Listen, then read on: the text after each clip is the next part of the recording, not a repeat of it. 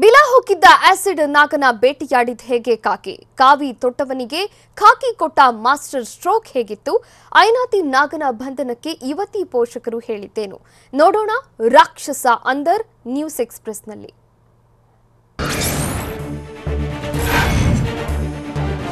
ಬೆಂಗಳೂರಿನಲ್ಲಿ ಯುವತಿ ಮೇಲೆ ಆಸಿಡ್ ಹಾಕಿದ್ದ ಆರೋಪಿ ನಾಗೇಶ್ ಕಾಕಿ ಬಲೆಗೆ ಬಿದ್ದಿದ್ದು ಆರೋಪಿಯ ಪ್ಲಾನ್ ಬಗ್ಗೆ ಕಮಲ್ ಪಂತ್ ಮಾಹಿತಿ ನೀಡಿದ್ದಾರೆ.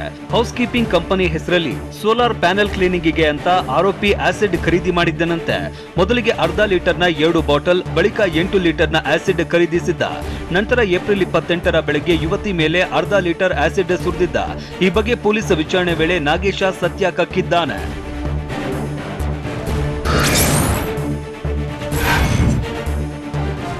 ಆಸಿಡ್ ದಾಳಿ ಬಳಿಕ ಆರೋಪಿ ಆತ್ಮಹತ್ಯೆಗೆ ಚಿಂತಿಸಿದ್ದಂತೆ ಆಸಿಡ್ ದಾಳಿ ಮಾಡ್ತಾ ಇದ್ದಂತೆ ಕೋರ್ಟ್ ಬಳಿ ಹೋಗಿದ್ದ ನಾಗೇಶ ಅಲ್ಲಿ ಬೈಕ್ ಬಿಟ್ಟು ಆಟೋ ಮೂಲಕ ಹೊಸಕೋಟೆವರೆಗೆ ತೆರಳಿದ್ನಂತೆ. ಅಲ್ಲಿ ಒಂದು ಕೆರೆ ಕಂಡು ಆತ್ಮಹತ್ಯೆಗೆ ಯೋಚಿಸಿದ್ದನಂತೆ. ಆದ್ರೆ ಆತ್ಮಹತ್ಯೆ ಪ್ಲಾನ್ ಬದಲು ಪಾಪ ಪರಿಹಾರಕ್ಕೆ ಪ್ಲಾನ್ ಮಾಡಿ ತಿರುಪತಿಗೆ ತೆರಳೋದಕ್ಕೆ ಮಾಲೂರು ಬಸ್ ಹತ್ತಿದ್ದನಂತೆ. ಆದ್ರೆ ತಿರುಪತಿಯೂ ಬೇಡ ಎನಿಸಿ ನಂತರ ಕೃಷ್ಣಗಿರಿ ಬಸ್ ಹತ್ತಿ ತಿರುವಣ್ಣಮಲೆಗೆ ಪ್ರಯಾಣಿಸುತ್ತಿದ್ದಾಗಿ ಕಾಕಿ ಮುಂದೆ ಬಾಯ್ಬಿಟ್ಟಿದ್ದಾನೆ.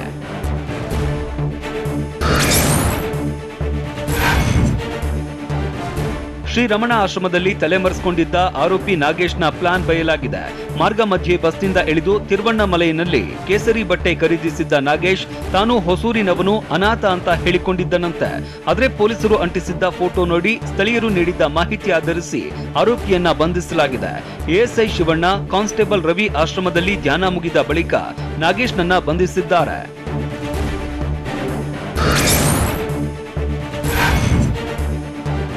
ತೀವ್ರ ವಿಚಾರಣೆ ನಡೆಸ್ತಾ ಇದ್ದ ಪೊಲೀಸರಿಗೆ ನಾಗೇಶನ ಕೈ ಮೇಲಿದ್ದ ಗಾಯವೇ ಸುಳಿವು ಕೊಟ್ಟಿತ್ತು.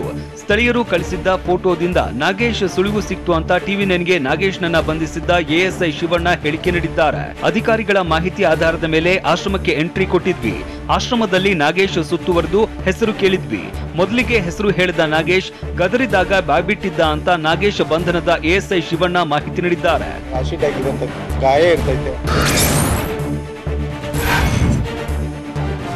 ಯುವತಿ ಮೇಲೆ ಆಸಿಡ್ ಹಾಕಿದ್ದ ಆರೋಪಿ ನಾಗೇಶ್ ಪೊಲೀಸರ ಮುಂದೆ ಸ್ಫೋಟಕ ಹೇಳಿಕೆ ನೀಡಿದ್ದಾನೆ. ಆಸಿಡ್ ಹಾಕಿದ್ದು ಯಾಕೆ ಅಂತ ಪೊಲೀಸರು ಪ್ರಶ್ನಿಸಿದ್ದಾರೆ. ಈ ವೇಳೆ ಆಸಿಡ್ ಹಾಕೋಕೆ ಯುವತಿನೇ ಕಾರಣ ಅಂತ ನಾಗೇಶ್ ಹೇಳಿದ್ದಾನೆ. ಘಟನೆ ಹಿಂದಿನ ದಿನ ಆಸಿಡ್ ಹಾಕ್ತೇನೆ ಅಂತ ಎದುರಿಸಿದ್ದೆ. ಆದ್ರೆ ಯುವತಿ ವಿಷಯವನ್ನ ತನ್ನ ತಂದೆ ಬಳಿ ಹೇಳಿದ್ದಳು. ಬಳಿಕ ಅವರು ನನ್ನ ಅಣ್ಣನಿಗೆ ಈ ಬಗ್ಗೆ ತಿಳಿಸಿದ್ದರು. ಆಸಿಡ್ ಹಾಕ್ತೀಯಾ ಅಂತ ನನ್ನ ಅಣ್ಣ ನನಗೆ ಸಾಕಷ್ಟು ಬೈದಿದ್ದ. ಇದರಿಂದ ಆಸಿಡ್ ಹಾಕಿಯೇ ಬಿಡೋಣ ಅಂತ ನಿರ್ಧರಿಸಿದ್ದೆ ಅಂತ ಆಸಿಡ್ ನಾಗ ಹೇಳಿದ್ದಾನೆ.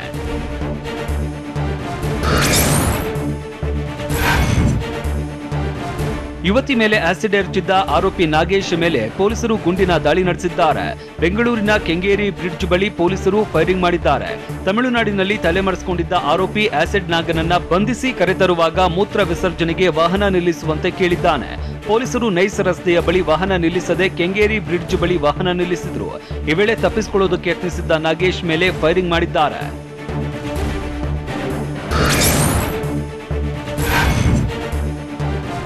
ಆರೋಪಿ ನಾಗೇಶನ ಒಂದು ಕಾಲಿಗೆ ಗುಂಡು ಹೊಡೆದಿದ್ದು ನಮಗೆ ಸಮಾಧಾನ ಇಲ್ಲ, 2 ಕಾಲಿಗೆ ಗುಂಡು ಹಾರಿಸಿದ್ರೆ ಸಮಾಧಾನ ಆಗ್ತಾ ಇತ್ತು ಅಂತ ಯುವತಿ ತಂದೆ ಹೇಳಿದ್ದಾರೆ. ಪೊಲೀಸರಿಂದ ತಪ್ಪಿಸಿಕೊಳ್ಳೋದಕ್ಕೆ ಹೋಗಿರುವ ನಾಗೇಶ ಎಷ್ಟು ಕ್ರಿಮಿನಲ್ ಇದ್ದಾನೆ ಅನ್ನೋದು ಗೊತ್ತಾಗಿದ್ದು ಅವನಿಗೆ ಜೈಲಲ್ಲಿ ಹಾಕಿ ಊಟ ಹಾಕಿದ್ರೆ ಯಾವುದೇ ಪ್ರಯೋಜನ ಇಲ್ಲ, ಅಲ್ಲೇ ಶೂಟ್ ಮಾಡಬೇಕಾಗಿತ್ತು. ಮುಂದೆ ಯಾವುದೇ ಹೆಣ್ಣು ಮಗಳಿಗೆ ಈ ರೀತಿ ಆಗಬಾರದು ಅಂತ ಯುವತಿ ತಂದೆ ಹೇಳಿದ್ದಾರೆ. ಬೇರೆ ಹೆಣ್ಮಕ್ಳು ಈ ತರ ಮಾಡಬಾರ್ದು. ಆಸಿಡ್ ನಾಗನನ್ನ ಬಂಧಿಸಿದ ಕಾಮಾಕ್ಷಿಪಾಳ್ಯ ಪೊಲೀಸರಿಗೆ ಯುವತಿ ದೊಡ್ಡಪ್ಪ ಶಂಕರಣ್ಣ ಧನ್ಯವಾದ ಹೇಳಿದ್ದಾರೆ. ಅಲ್ಲದೆ ಕಾಲಿಗೆ ಗುಂಡು ಹೊಡೆದಿದ್ದು ನಮಗೆ ಸಮಾಧಾನ ಇಲ್ಲ, ಡೈರೆಕ್ಟ್ ಆಗಿ ಎದೆಗೆ ಗುಂಡು ಹೊಡಿಬೇಕಾಗಿತ್ತು ಅಂತ ಆಕ್ರೋಶ ಹೊರಹಾಕಿದ್ದಾರೆ. ಅವನಿಗೆ ನೀಡಿರುವ ಶಿಕ್ಷೆ ತುಂಬಾ ಸಣ್ಣದ್ದು. ಅವನು ಸತ್ತೋಗಿದ್ರೆ ನಮಗೆ ಬಹಳ ಖುಷಿ ಆಗ್ತಾ ಇತ್ತು. ಕೋರ್ಟ್ಗೆ ಕರೆದುಕೊಂಡು ಹೋಗಿ ಶಿಕ್ಷೆ ನೀಡುವ ಬದಲು ಅವನನ್ನ ಎನ್ಕೌಂಟರ್ ಮಾಡಿದ್ರೆ ಕರ್ನಾಟಕದ ಕಾನೂನಿನ ಮೇಲೆ ಭಯ ಆಗ್ತಾ ಇತ್ತು ಅಂತ ತಿಳಿಸಿದ್ದಾರೆ. ರಾಂಗಿದೆ ಅಂತ ಎಲ್ರಿಗೂ ಭಯ ಬರೋದು. ಆಸಿಡ್ ನಾಗನಿಗೆ ಕಠಿಣ ಶಿಕ್ಷೆಯಾಗುವಂತೆ ನೋಡಿಕೊಳ್ಳುತ್ತೇವೆ. ಫಾಸ್ಟ್ ಟ್ರ್ಯಾಕ್ ಕೋರ್ಟ್ನಲ್ಲಿ ಪ್ರಕರಣದ ವಿಚಾರಣೆ ನಡೆಯಲಿದೆ ಅಂತ ಬೆಂಗಳೂರಿನಲ್ಲಿ ಗೃಹ ಸಚಿವ ಆರಗ ಜ್ಞಾನೇಂದ್ರ ತಿಳಿಸಿದ್ದಾರೆ. ನಾಗೇಶ್ಗೆ ಶಿಕ್ಷೆಯಾದರೆ ಸಂತ್ರಸ್ತೆ ಕುಟುಂಬಕ್ಕೆ ನೆಮ್ಮದಿ ಸಿಗಲಿದೆ. ಚಿಕಿತ್ಸೆ ಪಡಿತಾ ಇರುವ ಯುವತಿ ಆದಷ್ಟು ಬೇಗ ಗುಣಮುಖವಾಗಲಿ ಅಂತ ಹಾರೈಸುತ್ತೇನೆ ಅಂತ ಆರಗ ಹೇಳಿದ್ದಾರೆ. ಇದೇ ವೇಳೆ ಪೊಲೀಸರ ಕಾರ್ಯವೈಖರಿಯನ್ನ ಶ್ಲಾಘಿಸಿದ ಅವರು, ನಮ್ಮ ಪೊಲೀಸರು ದಕ್ಷತೆ, ಶ್ರಮ ವಹಿಸಿ ಆರೋಪಿ ಬಂಧಿಸಿದ್ದಾರೆ. ಅತ್ಯಂತ ದಕ್ಷತೆ, ವೃತ್ತಿಪರರು ಎಂಬುದನ್ನ ಸಾಬೀತುಪಡಿಸಿದ್ದಾರೆ ಅಂತ ತಿಳಿಸಿದ್ರು.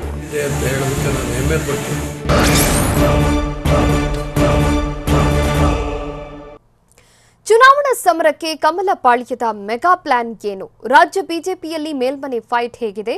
ರಾಜ್ಯಸಭೆ ಪರಿಷತ್ಗೆ ಯಾರ್ಯಾರ ಹೆಸರು ಶಿಫಾರಸು ಮಾಡಲಾಗಿದೆ? ನೋಡೋಣ ಮೇಲ್ಮನೆ ಸಮರ ನ್ಯೂಸ್ ಎಕ್ಸ್‌ಪ್ರೆಸ್‌ನಲ್ಲಿ. ರಾಜ್ಯಸಭೆ ವಿಧಾನ ಪರಿಷತ್ ಚುನಾವಣೆಗೆ ಅಭ್ಯರ್ಥಿಗಳ ಆಯ್ಕೆ ಬಗ್ಗೆ ರಾಜ್ಯ ಬಿಜೆಪಿ ಕೋರ್ ಕಮಿಟಿ ಸಭೆಯಲ್ಲಿ ಚರ್ಚಿಸಲಾಗಿದೆ.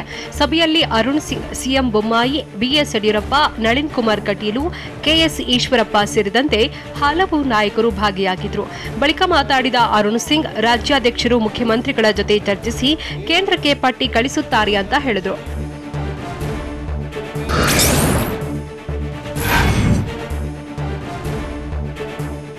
ವಿಧಾನ ಪರಿಷತ್ನ 4 ಸ್ಥಾನಗಳಿಗೆ ತಲಾ 5 ಹೆಸರು ಕಳಿಸುವಂತೆ ಬಿಜೆಪಿ ಕೋರ್ ಕಮಿಟಿ ಸಭೆಗೂ ಮುನ್ನ ಹೈಕಮಾಂಡ್ ಸೂಚಿಸಿತ್ತು.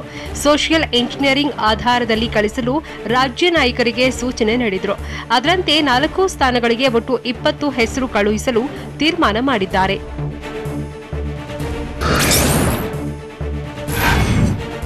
ರಾಜ್ಯ ಬಿಜೆಪಿ ಘಟಕದ ಕೋರ್ ಕಮಿಟಿ ಸಭೆಯಲ್ಲಿ ಎಲ್ಲಾ ಸ್ಥಾನಗಳಿಗೂ ತಲಾ 5 ಹೆಸರು ಶಿಫಾರಸು ಮಾಡಲು ನಿರ್ಧಾರ ಮಾಡಿದ್ದಾರೆ. ಸಭೆಯಲ್ಲಿ ವಿಧಾನ ಪರಿಷತ್ ಸ್ಥಾನಕ್ಕೆ ಮಾಜಿ ಮುಖ್ಯಮಂತ್ರಿ ಬಿಎಸ್ ಯಡಿಯೂರಪ್ಪರ ಪುತ್ರ ವಿಜಯೇಂದ್ರ ಹೆಸರು ಪ್ರಸ್ತಾಪವಾಯಿತು. ಇನ್ನು ಪರಿಷತ್ ಅಭ್ಯರ್ಥಿ ಸ್ಥಾನಕ್ಕೆ ಲಕ್ಷ್ಮಣ ಸವದಿ ಹೆಸರಿನ ಬಗ್ಗೆ ಚರ್ಚೆ ನಡೆಯಿತು. ಆದರೆ ಚರ್ಚೆ ವೇಳೆ ಹಾಲಿ ಎಂಎಲ್ಸಿ ಸವದಿ ಸಭೆಯಿಂದ ಹೊರಗುಳಿದಿದ್ರು.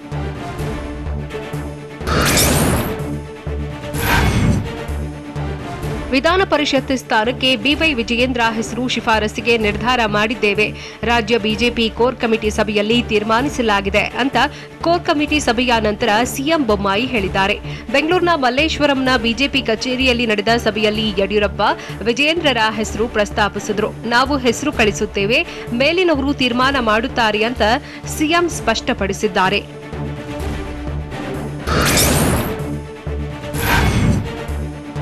ಪರಿಷತ್ನ ಶಿಕ್ಷಕರ ಕ್ಷೇತ್ರ, ಪದವೀಧರ ಕ್ಷೇತ್ರ ಚುನಾವಣೆ ಹಿನ್ನೆಲೆ ಟಿಕೆಟ್ಗಾಗಿ ಬಿಜೆಪಿಯಲ್ಲಿ ಕಸರತ್ತು ಮುಂದುವರೆದಿದೆ.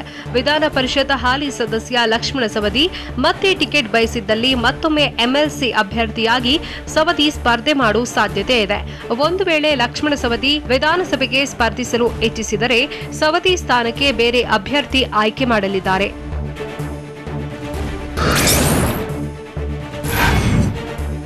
ವಿಧಾನಸಭೆಗೆ ಲಕ್ಷ್ಮಣ ಸವದಿ ಸ್ಪರ್ಧಿಸಲು ಇಚ್ಛಿಸಿದ್ರೆ ವಿಧಾನ ಪರಿಷತ್ಗೆ ಸವದಿ ಬದಲು ಮಹಾಂತೇಶ್ ಕವಟಗಿ ಮಠಕ್ಕೆ ಟಿಕೆಟ್ ನೀಡೋ ಸಾಧ್ಯತೆ ಇದೆ. ಮಾಜಿ ಎಂಎಲ್ಸಿ ಮೋಹನ್ ಲಿಂಬಿಕಾಯಿ ಕೂಡ ಟಿಕೆಟ್ಗೆ ಪ್ರಯತ್ನ ಮಾಡುತ್ತಿದ್ದಾರೆ. ಪಶ್ಚಿಮ ಶಿಕ್ಷಕರ ಕ್ಷೇತ್ರದಲ್ಲಿ ಬಸವರಾಜ ಹೊರಟ್ಟಿಗೆ ಟಿಕೆಟ್ ನೀಡಿದರೆ ವಿಧಾನಸಭೆಯಿಂದ ತಮಗೆ ಟಿಕೆಟ್ ನೀಡುವಂತೆ ಲಿಂಬಿಕಾಯಿ ಲಾಬಿ ನಡೆಸುತ್ತಿದ್ದಾರೆ ಎನ್ನಲಾಗಿದೆ.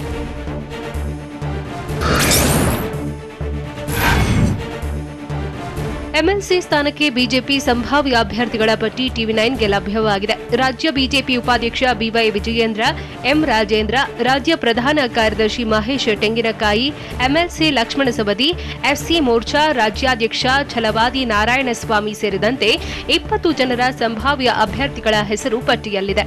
ಕಲೆ, ಸಾಹಿತ್ಯ, ಸಿನಿಮಾ ಕ್ಷೇತ್ರದಿಂದ ಸಾರ್ವಜನಿಕ ರಂಗದಲ್ಲಿರುವ ಓರ್ವ ಅಭ್ಯರ್ಥಿ ಆಯ್ಕೆ ಮಾಡುವ ಬಗ್ಗೆ ಕೂಡ ಚರ್ಚೆ ನಡೆದಿದೆ.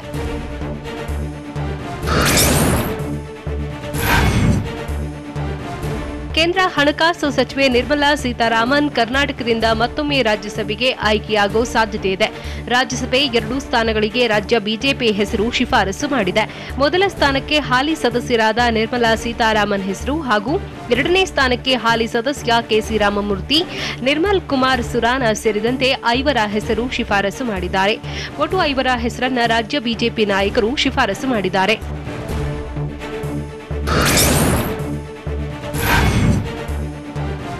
ರಾಜ್ಯ ಬಿಜೆಪಿ ಕೋರ್ ಕಮಿಟಿ ಸಭೆಯಲ್ಲಿ ಸಚಿವರ ಕಾರ್ಯವೈಖರಿಗೆ ಅರುಣ್ ಸಿಂಗ್ ತೀವ್ರ ಅಸಮಾಧಾನ ಹೊರಹಾಕಿದ್ದಾರೆ.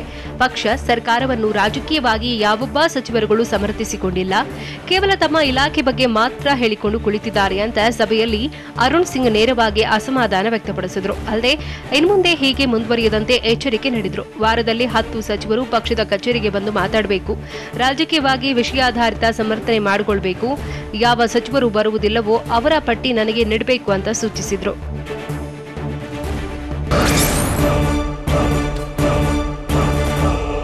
ಜ್ಞಾನವ್ಯಾಪಿ ಮಸೀದಿಯಲ್ಲಿ ಹೇಗಿತ್ತು ಮೊದಲ ದಿನದ ಸರ್ವೆ?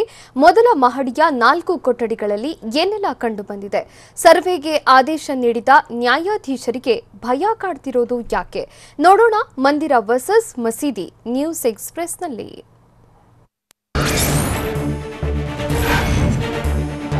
ವಾರಣಾಸಿಯ ಜ್ಞಾನವಾಪಿ ಮಸೀದಿಯಲ್ಲಿ ಮೊದಲ ಸರ್ವೆ ಕಾರ್ಯ ಅಂತ್ಯವಾಗಿದೆ. ವಿಡಿಯೋ ಚಿತ್ರೀಕರಣ ಸಹಿತ ಸರ್ವೆ ಕಾರ್ಯ ನಡೆದಿದೆ. ವಾರಣಾಸಿಯ ಸ್ಥಳೀಯ ಕೋರ್ಟ್ ನೇಮಿಸಿರುವ ಅಜಯ್ ಮಿಶ್ರಾ ನೇತೃತ್ವದ 3 ಕೋರ್ಟ್ ಕಮಿಷನರ್ಗಳು ಮಸೀದಿಯ ಸರ್ವೆ ಕಾರ್ಯ ಮಾಡಿದ್ದಾರೆ.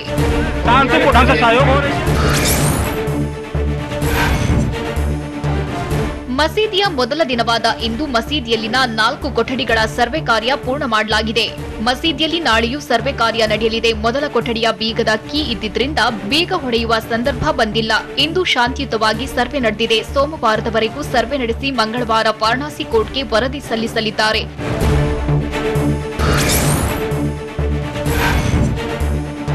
ವಾರಣಾಸಿಯ ಜ್ಞಾನವಾಪಿ ಮಸೀದಿಯ ಹೊರಭಾಗದಲ್ಲಿ ಬಿಗಿ ಪೊಲೀಸ್ ಬಂದೋಬಸ್ತ್ ಮಾಡಲಾಗಿತ್ತು. ಮಸೀದಿಯ ಆಡಳಿತ ಮಂಡಳಿ ಸೇರಿದಂತೆ ಯಾರೊಬ್ಬರೂ ಕೂಡ ಸರ್ವೆಗೆ ಅಡ್ಡಿಪಡಿಸದಂತೆ ನೋಡಿಕೊಳ್ಳಲು ಪೊಲೀಸರನ್ನ ನಿಯೋಜನೆ ಮಾಡಲಾಗಿತ್ತು. ಜಿಲ್ಲಾಡಳಿತ ಪೊಲೀಸ್ ಬಂದೋಬಸ್ತ್ನಲ್ಲಿ ಸರ್ವೆ ನಡೆಸಲು ಅವಕಾಶ ಕೊಡಬೇಕೆಂದು ಕೋರ್ಟ್ ಆದೇಶ ನೀಡಿತ್ತು. ಯಾರಾದರೂ ಸರ್ವೆಗೆ ಅಡ್ಡಿಪಡಿಸಿದ್ರೆ ಅವರ ವಿರುದ್ಧ ಕ್ರಮ ಕೈಗೊಳ್ಳಲು ಸ್ಥಳೀಯ ಕೋರ್ಟ್ ಆದೇಶಿಸಿತ್ತು.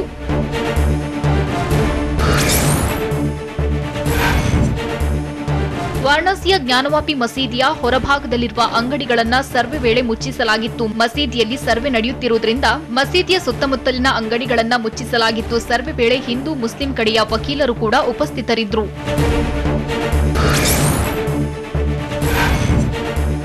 ವಾರಣಾಸಿಯ ಜ್ಞಾನವಾಪಿ ಮಸೀದಿಯ ಒಳಭಾಗದಲ್ಲಿ ಶೃಂಗಾರ ಗೌರಿ ದೆವಾಲಯ ಇದೆ. ವರ್ಷಕ್ಕೊಮ್ಮೆ ಮಾತ್ರ ಶೃಂಗಾರ ಗೌರಿಗೆ ಪೂಜೆ ಸಲ್ಲಿಸಲು ಅವಕಾಶ ಕೊಡಲಾಗುತ್ತಿದೆ. ಇದರ ಬದಲು ಪ್ರತಿನಿತ್ಯ ಹಿಂದೂಗಳಿಗೆ ಶೃಂಗಾರ ಗೌರಿ ಪೂಜೆಗೆ ಅವಕಾಶ ನೀಡಬೇಕೆಂದು ದೆಹಲಿಯ 5 ಹಿಂದೂ ಮಹಿಳೆಯರು ವಾರಣಾಸಿಯ ಸ್ಥಳೀಯ ಕೋರ್ಟ್ಗೆ ಅರ್ಜಿ ಸಲ್ಲಿಸಿದ್ರು. ಅಲ್ಲದೆ ದೇವಾಲಯ ಕೆಡವಿ ಮಸೀದಿ ನಿರ್ಮಿಸಲಾಗಿದೆ ಎಂದು ವಾದಿಸಿದ್ರು. ಹೀಗಾಗಿ ವಾಸ್ತವಾಂಶ ತಿಳಿಯಲು ಕೋರ್ಟ್ ಮಸೀದಿಯ ಸರ್ವೆಗೆ ಆದೇಶ ನೀಡಿದೆ.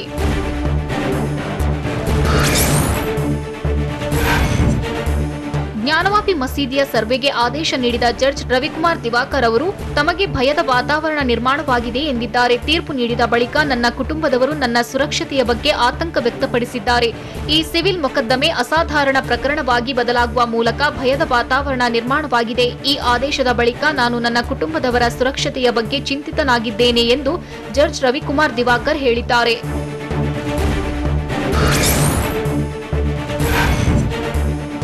ವಾರಣಾಸಿಯ ಜ್ಞಾನವಾಪಿ ಮಸೀದಿಯ ಸರ್ವೆ ಕಾರ್ಯಕ್ಕೆ ತಡೆಯಾಜ್ಞೆ ನೀಡಲು ಸುಪ್ರೀಂ ಕೋರ್ಟ್ ನಿನ್ನೆಯೇ ನಿರಾಕರಿಸಿದೆ. ಯಥಾಸ್ಥಿತಿ ಕಾಪಾಡಿಕೊಳ್ಳಲು ಆದೇಶ ನೀಡಬೇಕೆಂಬ ಮನವಿಯನ್ನ ತಿರಸ್ಕರಿಸಿದೆ. ಹೀಗಾಗಿ ಇಂದು ಸರ್ವೆ ನಡೆಸಲು ಕೋರ್ಟ್ನಿಂದ ಯಾವ ಅಡ್ಡಿಯೂ ಇಲ್ಲ. ದಾಖಲೆಗಳನ್ನ ನೋಡದೆ ಏನನ್ನೂ ಆದೇಶ ನೀಡಲು ಸಾಧ್ಯವಿಲ್ಲ ಎಂದು supreme court CJ NV Ramana ಹೇಳಿದ್ದಾರೆ.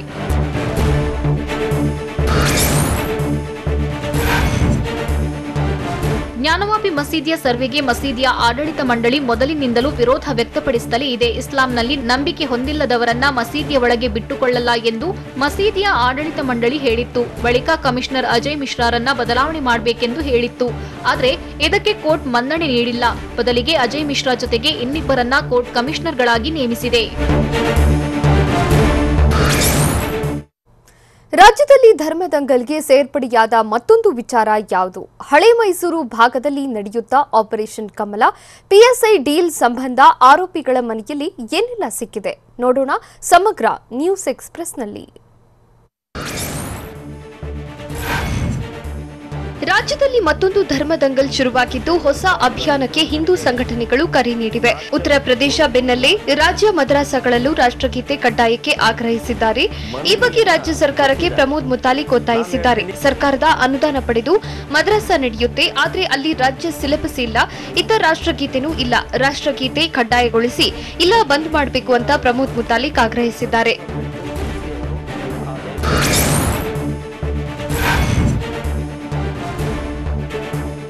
ಇಡೀ ದೇಶದಲ್ಲಿ 3 ಲಕ್ಷ ಮದ್ರಾಸಗಳಿದ್ದು ಅಲ್ಲಿ ಹಿಂದೂ ವಿರೋಧಿ ಕುರಾನ್ನಲ್ಲಿ ಏನೇನಿದೆಯೋ ಅದನ್ನೇ ಅರೆದು ಕುಡಿಸಲಾಗುತ್ತೆ. ಮದ್ರಾಸಗಳಲ್ಲಿ ಶಿಕ್ಷಣ ಪಡೆದ ವಿದ್ಯಾರ್ಥಿಗಳು ಹಿಂದೂ ವಿರೋಧಿಗಳಾಗಿ ಭಯೋತ್ಪಾದಕರಾಗಿ ಹೊರಬರ್ತಾರೆ ಅಂತ ಶ್ರೀರಾಮ ಸೇನೆ ಮುಖ್ಯಸ್ಥ ಪ್ರಮೋದ್ ಮುತಾಲಿಕ್ ಆರೋಪಿಸಿದ್ದಾರೆ. ಮದ್ರಾಸಗಳಲ್ಲಿ ಓದಿದಂತವರು ಭಯೋತ್ಪಾದನೆಯಲ್ಲಿ ರೆಡ್ ಹ್ಯಾಂಡ್ ಆಗಿ ಸಿಕ್ಕಿದ್ದಾರೆ. ಪಾಕಿಸ್ತಾನದಲ್ಲಿ ಮದ್ರಾಸಗಳನ್ನ ಬ್ಯಾನ್ ಮಾಡಿದ್ದಾರೆ. ಹೀಗಾಗಿ ಮದ್ರಾಸಗಳನ್ನ ಬ್ಯಾನ್ ಮಾಡಿ ಎಂದು ರಾಜ್ಯ ಹಾಗೂ ಕೇಂದ್ರ ಸರ್ಕಾರಕ್ಕೆ ಮುತಾಲಿಕ್ ಆಗ್ರಹಿಸಿದ್ದಾರೆ.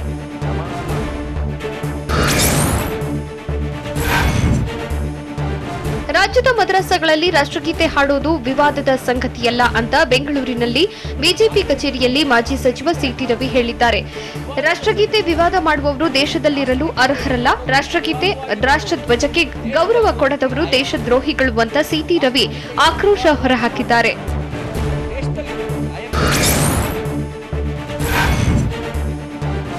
ಮದ್ರಸಾಗಳಲ್ಲಿ ಪ್ರತಿದಿನ ರಾಷ್ಟ್ರಗೀತೆ ಹಾಡಿಸಲ್ಲ, ಕೇವಲ ಕುರಾನ್ ಬಗ್ಗೆ ಮಾತ್ರ ಪಾಠ ಮಾಡ್ತೇವೆ ಅಂತ ಟಿವಿ9ಗೆ ಜಾಮಿಯಾ ಮಸೀದಿ ಮೌಲಾನಾ ಮಕ್ಸೂದ್ ಇಮ್ರಾನ್ ತಿಳಿಸಿದ್ದಾರೆ. ಅಲ್ಲದೆ ಹಾಡಿಸಬೇಕು ಅಂದ್ರೆ ರಾಷ್ಟ್ರಗೀತೆಯನ್ನು ಹಾಡಿಸ್ತೇವೆ ಎಂದು ಉತ್ತರಿಸಿದ್ದಾರೆ. ಆಗಸ್ಟ್ 15 ಮತ್ತು ಜನವರಿ 26ಕ್ಕೆ ಮಾತ್ರ ರಾಷ್ಟ್ರಗೀತೆ ಹಾಡಿಸುತ್ತಿದ್ದವು, ಈಗ ನಿತ್ಯ ಹಾಡಿಸಬೇಕು ಅಂದ್ರೆ ಹಾಡಿಸೋಣ ಎಂದು ಮೌಲಾನಾ ಹೇಳಿದ್ದಾರೆ.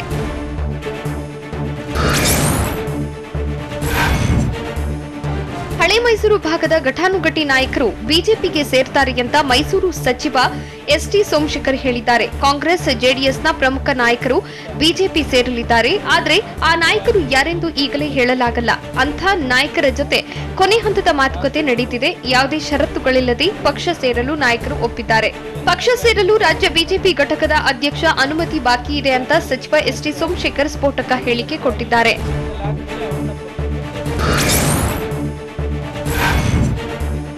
ಹಲವು ನಾಯಕರು ಬಿಜೆಪಿ ಸೇರ್ತಾರೆ ಅಂತ ಹೇಳಿದ ಬೆನ್ನಲ್ಲೇ ಎಸ್ಟಿ ಸೋಮಶೇಖರ್ ಅವರನ್ನ ಶಾಸಕ ಜಿಟಿ ದೇವೇಗೌಡ ಭೇಟಿ ಮಾಡಿ ಚರ್ಚೆ ನಡೆಸಿದ್ದಾರೆ. ಮೈಸೂರಿನ ಖಾಸಗಿ ಹೋಟೆಲ್ನಲ್ಲಿ ಭೇಟಿಯಾಗಿ ಸುಮಾರು 30 ನಿಮಿಷ ಮಾತುಕತೆ ನಡೆಸಿದ್ದಾರೆ. ಆ ಮೂಲಕ ಸಚಿವ ಎಸ್ಟಿಎಸ್ ಶಾಸಕ ಜಿಟಿಡಿ ಭೇಟಿ ಕುತೂಹಲ ಕೆರಳಿಸಿದೆ. ಈಗಾಗಲೇ ಜೆಡಿಎಸ್ನಿಂದ ಮಾನಸಿಕವಾಗಿ ದೂರ ಇರೋ ಜಿಟಿಡಿ ಬಿಜೆಪಿ ಸೇರ್ತಾರೆ ಅಂತಲೂ ವಿಶ್ಲೇಷಿಸಲಾಗ್ತಿದೆ.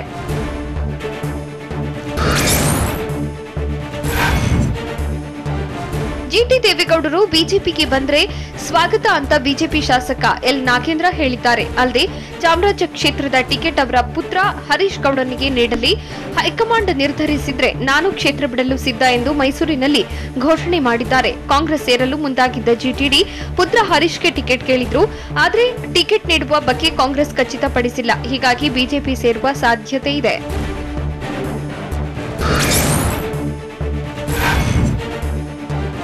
ಪಿಎಸ್ಐ ಅಕ್ರಮದ ಬಗ್ಗೆ ಎಲ್ಲಾ ಆಯಾಮಗಳಲ್ಲೂ ಸಿಐಡಿ ತನಿಖೆ ನಡೆಸ್ತಾ ಇದ್ದು, ಆರೋಪಿಗಳ ಮನೆಯಲ್ಲಿ ತಲಾಶ್ ಮಾಡಿದೆ.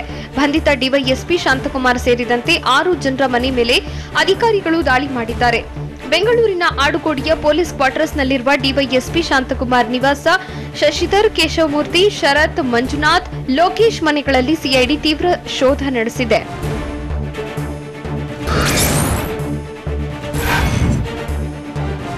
ಸಚಿವ ಸುಧಾಕರ್ ಅವರಲ್ಲಿ 2 ದಿನ ಬೃಹತ್ ಆರೋಗ್ಯ ಮೇಳ ಆಯೋಜಿಸಲಾಗಿದೆ. ಚಿಕ್ಕಬಳ್ಳಾಪುರದ ಎಸ್ಜೆಸಿಐಟಿ ಇಂಜಿನಿಯರಿಂಗ್ ಕಾಲೇಜು ಆವರಣದಲ್ಲಿ ಇಂದು ಮತ್ತು ನಾಳೆ 2 ದಿನ ಆರೋಗ್ಯ ಮೇಳ ಆಯೋಜಿಸಲಾಗಿದೆ. ಆರೋಗ್ಯ ಇಲಾಖೆ ಸಿಬ್ಬಂದಿ, ಮೆಡಿಕಲ್ ಕಾಲೇಜು, ಲ್ಯಾಬ್, ಖಾಸಗಿ ಆಸ್ಪತ್ರೆಗಳ ತಜ್ಞ ವೈದ್ಯರು, ತಂತ್ರಜ್ಞರ ನೇತೃತ್ವದಲ್ಲಿ ಆರೋಗ್ಯ ಮೇಳ ನಡೆಯುತ್ತಿದ್ದು, ಜನರಿಗೆ ಉಚಿತ ಚಿಕಿತ್ಸೆ ನೀಡಲಾಗುತ್ತಿದೆ. ಒಂದೇ ಸೂರಿನಡಿ ಆರೋಗ್ಯ ಸೇವೆ ಸೌಲಭ್ಯವಿದೆ.